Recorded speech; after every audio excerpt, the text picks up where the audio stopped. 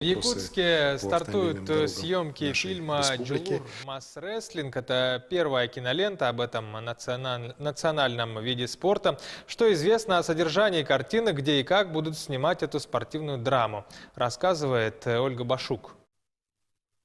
Проект фильма вошел в число 15 финалистов конкурса кино Министерства культуры России и получил федеральное финансирование. Фильм также поддерживает Международная федерация масс-рестлинга. По словам создателей, значимость фильма в том, чтобы поспособствовать включению масс-рестлинга в дисциплины Олимпийских игр. Создатели не случайно выбрали такое имя для фильма. «Джулур» с якутского переводится как «стремление». К чему же стремится главный герой этого фильма? Главный герой – это собирательный образ молодого парня, который ищет себя, у которого семья находится в таком довольно тяжелом кризисе.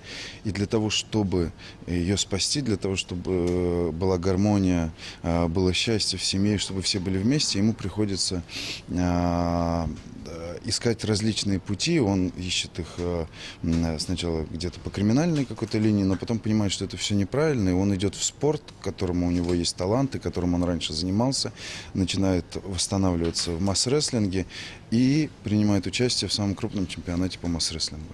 Съемки фильма в основном планируются в Якутске или же в его окрестностях. Плюс мы поедем снимать в июле Исах, самый крупный, и для нас основной объект – это спортивный комплекс «Мадун», где герой будет заниматься и где будут проходить основные соревнования в фильме. В картине примут участие ведущие артисты Якутского театра и кино. Главные роли исполнят Владимир Михалев и Гаврил Менкяров. Роль отца спортсмена сыграет известный российский актер Владимир Епифанцев, который недавно прилетел из Москвы и уже готов приступить к съемкам. Вот что рассказывает актер про свою роль и фильм в целом. Отец. Этим должно быть все сказано.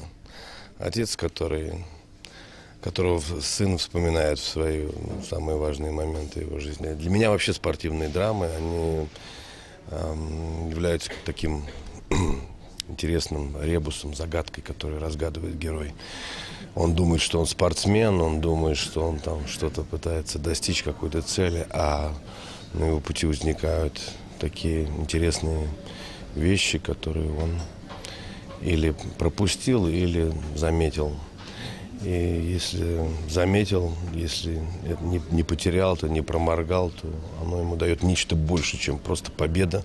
Премьера первого якутского фильма в жанре спортивная драма запланирована на начало 2020 года. Ольга Башук, Григорий Охлопков, Якутск.